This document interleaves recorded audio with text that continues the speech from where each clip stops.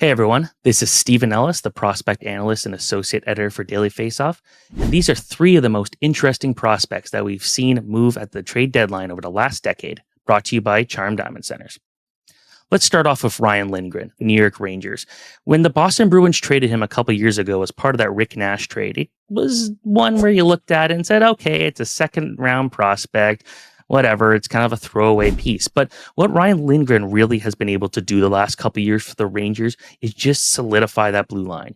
He's not someone who takes a ton of risks. He doesn't put up a ton of points, but he's very good in his own zone. That's a very good mix with someone like Adam Fox, who loves to rush the puck, loves to take dangerous moves, and often pulls it off. And partly is because Ryan Lindgren is always there to make up for any mistakes. And, there's a lot of teams that could use a guy like Ryan Lindgren. Next up is Mason Marchment. The Toronto Maple Leafs traded him to the Florida Panthers in 2020 for Dennis Mulligan. That's one of those trades you look at and say, okay, it's just a couple of minor league guys. Who cares? Dennis Mulligan did play some games with the Leafs, went back to Switzerland, came back to Toronto, and then went back to Switzerland, where he's thriving right now. Mason Marchment, meanwhile, became a 50-point producer in the NHL.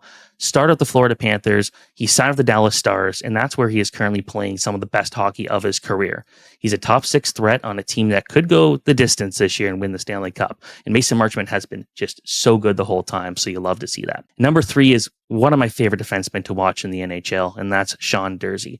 The Toronto Maple Leafs picked him up a long time ago as an overage prospect, someone that okay, there's some skill there, but is he going to be good enough defensively in the NHL?